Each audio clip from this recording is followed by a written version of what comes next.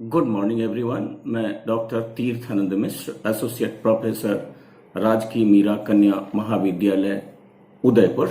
मित्रों, आज हम इस वीडियो के माध्यम से संस्कृत व्याकरण में कृत्य प्रत्यय के ऊपर चर्चा करेंगे। कृत्य प्रत्यय पर चर्चा करने से पूर्व हमारे लिए यह जानना आवश्यक होगा कि हम प्रत्यय किसे कहते हैं। तो मित्रों, प्रतीयते विधीयते इति प्रत्यय के अनुसार प्रत्यय हम उसे कहते हैं जिसका प्रयोग किसी विशेष सूत्र से किसी विशेष अर्थ में किसी शब्द के अंत में किया जाता है। और यही कारण है कि प्रत्यय कहीं प्रातिपदिक से, कहीं धातु से और कहीं सुबंत से प्रयुक्त होते हैं। और इसी कारण प्रत्ययों को सामान्यतया 3 वर्गों में विभाजित किया जाता है: कृत प्रत्यय, तद्धित प्रत्यय और स्त्री प्रत्यय। इन 3 प्रकार के प्रत्ययों में से कृत प्रत्यय उन प्रत्ययों को कहते हैं जो धातोः के अधिकार में किसी धातु से जुड़कर संज्ञा, विशेषण या अव्यय शब्दों का निर्माण करते हैं। यह प्रत्यय जिस शब्द के अंत में होता है उस शब्द को हम कृदंत कहते हैं। कृद तिंग सूत्र के आधार पर कृदंत तिङंत से भिन्न होता है, क्योंकि जहां तिङंत क्रिया होता है वहीं पर कृदंत कभी भी क्रिया नहीं होता। कृदंत या तो संज्ञा या तो विशेषण या तो अव्यय शब्द ही होते हैं। और जब ये संज्ञा या विशेषण होते हैं तो इनके रूप रामादि शब्दों की भांति हुआ करते हैं। और जब कृदंत अव्यय होता है तो उसका रूप सदैव एक सा रहता है। इस कृत प्रत्यय को हम 2 वर्गों में विभक्त कर सकते हैं: कृत और कृत्य।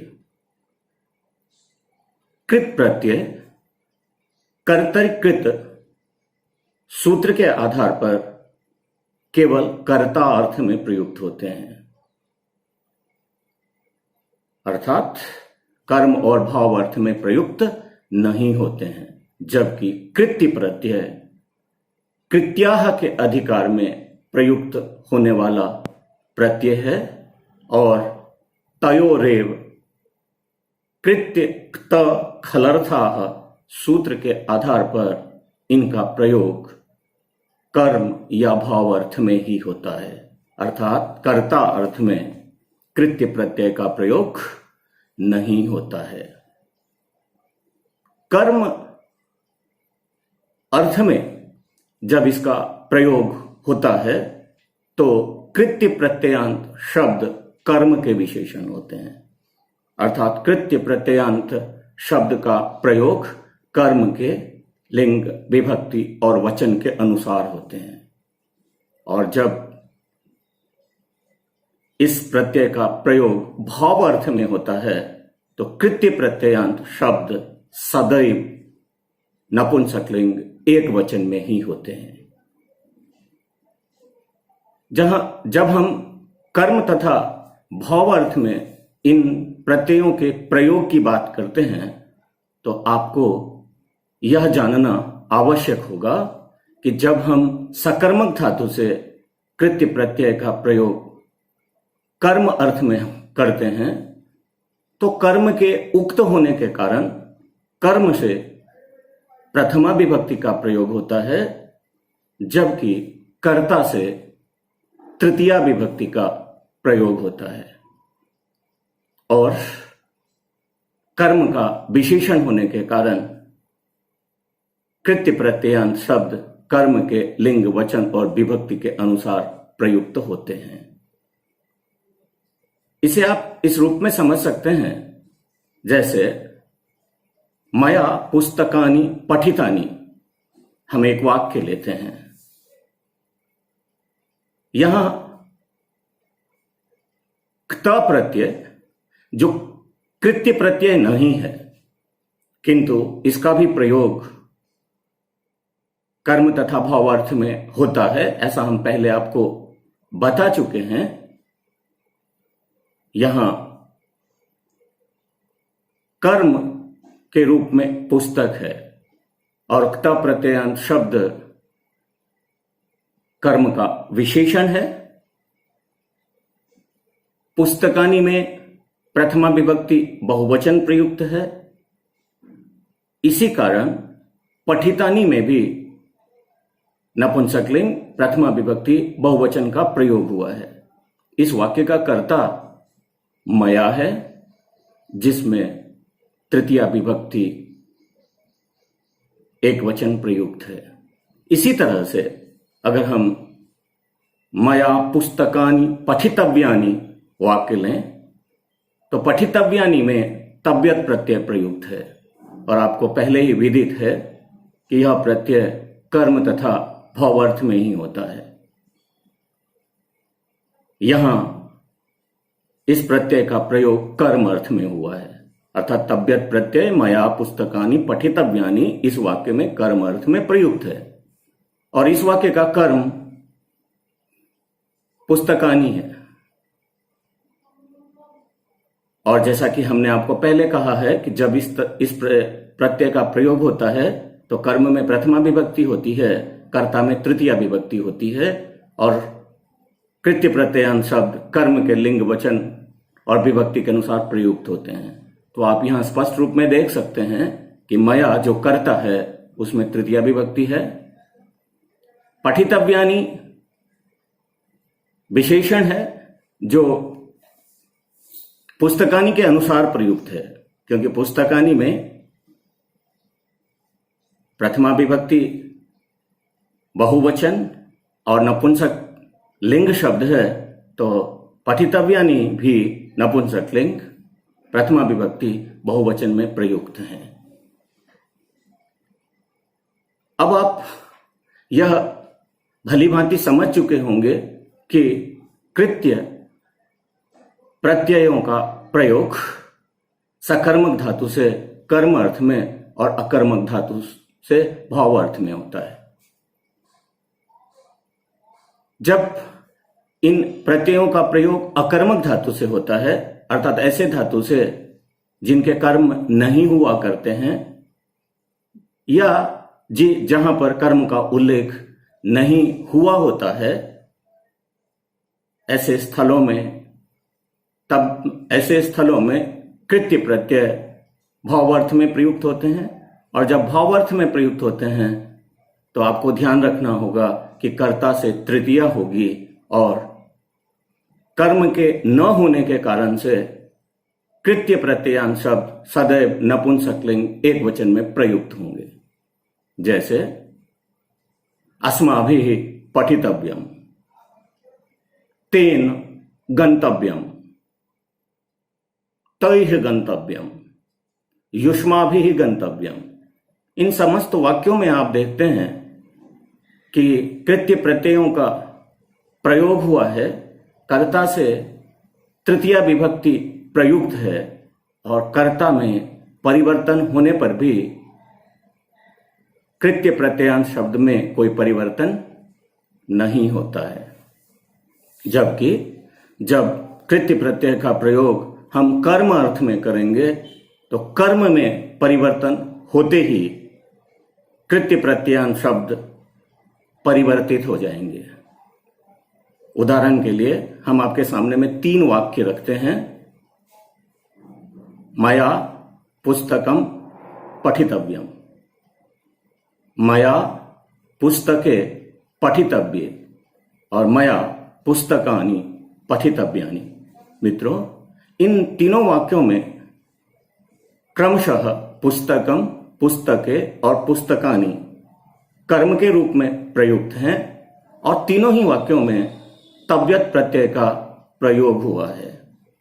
तो आप जब तीनों वाक्यों को ध्यानपूर्वक देखेंगे तो जहां पुस्तकम नपुंसकलिंग प्रथमा विभक्ति एकवचन में प्रयुक्त है, वहीं इसके विशेषण के रूप में पठितव्यम भी नपुंसकलिंग प्रथमा विभक्ति एकवचन में प्रयुक्त है। इसी तरह दूसरे वाक्य में जहां पुस्तके नपुंसकलिंग प्रथमा विभक्ति द्विवचन में प्रयुक्त है, तो विशेषण के रूप में तव्यत् प्रत्ययान्त शब्द भी नपुंसकलिंग प्रथमा विभक्ति द्विवचन में पठितव्य के रूप में प्रयुक्त है। इसी तरह जब हम तीसरे वाक्य पठितव्यान को देखते हैं तो इसके कर्म के रूप में पुस्तकानि प्रथमा विभक्ति नपुंसकलिंग बहुवचन में प्रयुक्त हैं, तो पठितव्यानि भी नपुंसकलिंग प्रथमा विभक्ति बहुवचन में ही प्रयुक्त हैं। और तीनों ही वाक्यों में कर्ता के रूप में तृतीयांत प्रथमा विभक्ति एक वचन में मया शब्द प्रयुक्त है। आपने इन तीनों वाक्यों में अगर ध्यान से देखा होगा तो तीनों ही जगह कर्ता एक है और कर्म तीनों जगह अलग अलग हैं। और जैसे ही कर्म के रूप में बदलाव हुआ है, वैसे ही कृत्य प्रत्ययान्त शब्दों के रूप में भी बदलाव स्पष्ट रूप में दिखाई देता है। यहां आपको यह भी ध्यान रखना है कि चूंकि कृत्य प्रत्ययान्त शब्द कर्म के अनुसार प्रयुक्त होते हैं, क्योंकि ये कर्म के विशेषण होते हैं, अतः कृत्य प्रत्ययान्त शब्दों में बदलाव तभी होता है जब कर्म में बदलाव होगा। यदि हम कर्ता में बदलाव कर देंगे तो कर्ता के बदलाव से इन पर कोई भी फर्क नहीं पड़ेगा। इसको भी समझाने के लिए हम पुनः तीन वाक्य लेते हैं। पूर्व के तीनों वाक्यों में जहां कर्तृपद तृतीया विभक्ति एकवचन में प्रयुक्त था, वहीं हम तीन वाक्य लेते हैं जहां कर्ता पद तृतीया विभक्ति के द्विवचन में प्रयुक्त होंगे और तव्यत् प्रत्ययान्त शब्दों में कोई बदलाव नहीं होगा। जैसे मया पुस्तकम आवाभ्याम पुस्तकम पठितव्यम, आवाभ्याम पुस्तके पठितव्ये और आवाभ्याम पुस्तकानि पठितव्यानि। आपने इन तीनों वाक्यों में देखा होगा कि यद्यपि कर्ता में बदलाव हुआ, किंतु उनके अनुसार कृत्य प्रत्ययान्त शब्द में बदलाव नहीं हुआ। कर्म में जैसे जैसे बदलाव हुआ, उसी आधार पर कृत्य प्रत्ययान्त शब्दों में भी बदलाव देखा गया। इन उदाहरणों की सहायता से आप इस निष्कर्ष पर अवश्य पहुंच गए होंगे कि कृत्य प्रत्यय हम उन प्रत्ययों को कहते हैं जिसका प्रयोग किसी भी धातु से योग्यता या चाहिए अर्थ में, सकर्मक धातुओं से कर्म अर्थ में और अकर्मक धातुओं से भाव अर्थ में होता है। और कर्म अर्थ में इसके प्रयोग का तात्पर्य है कि कर्ता से तृतीया और कर्म से प्रथमा विभक्ति का प्रयोग होगा। और भाव अर्थ में जब अकर्मक धातुओं से इन प्रत्ययों का प्रयोग होगा तो कृत्य प्रत्ययान्त शब्द सदैव कर्म के न होने के कारण से नपुंसकलिंग एक वचन में प्रयुक्त होंगे। अब आपके सामने यह प्रश्न उपस्थित हो सकता है कि कृत्य प्रत्यय कौन कौन से प्रत्यय हैं, अर्थात कृत्य प्रत्ययों की संख्या कितनी है। तो मित्रों, कृत्य प्रत्यय संख्या में 7 है और वे 7 कृत्य प्रत्यय हैं। तव्यत्, तव्य, अनियर, केलिमर, यत, क्यप और ण्यत। इन्हीं 7 प्रत्ययों को हम कृत्य प्रत्यय कहते हैं और इन प्रत्ययों का प्रयोग कभी भी चाहिए या योग्यता अर्थ में ही होता है।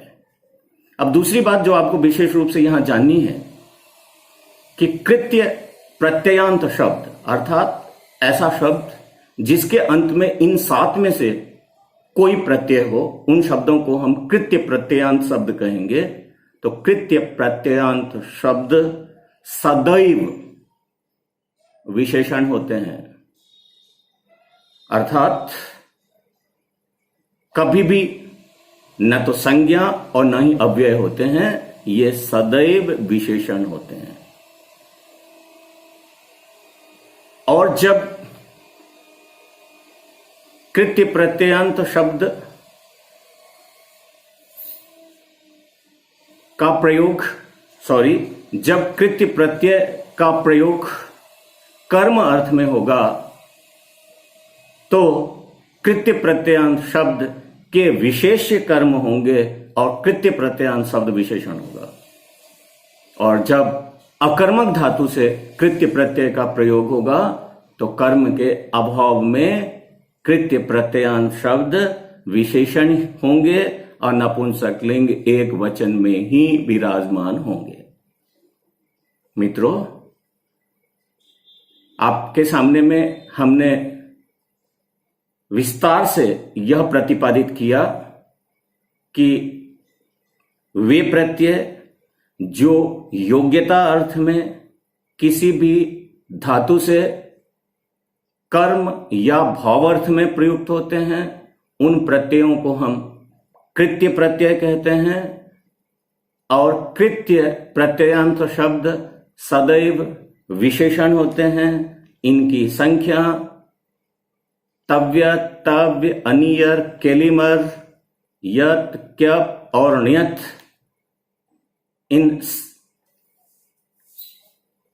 इस तरह 7 होती है। जब कृत्य प्रत्यय का प्रयोग हम कर्म अर्थ में करेंगे तो कर्ता से प्रथमा होगी, कर्ता से तृतीया होगी और कर्म से प्रथमा विभक्ति का प्रयोग होगा। और कृत्य प्रत्ययान्त शब्द कर्म के विभक्ति, वचन और लिंग के अनुसार प्रयुक्त होंगे। और जब इनका हम भावार्थ में प्रयोग करेंगे तो कर्ता से तृतीया होगी और कर्म के अभाव में कृत्य प्रत्ययान्त शब्द नपुंसक लिंग एक वचन में प्रयुक्त होंगे। मित्रों, आज बस इतना ही। अगले वीडियो में हम इन्हीं 7 प्रत्ययों में से कुछ प्रत्यय के ऊपर अलग से विचार विमर्श करेंगे। तब तक के लिए धन्यवाद। नमस्कार।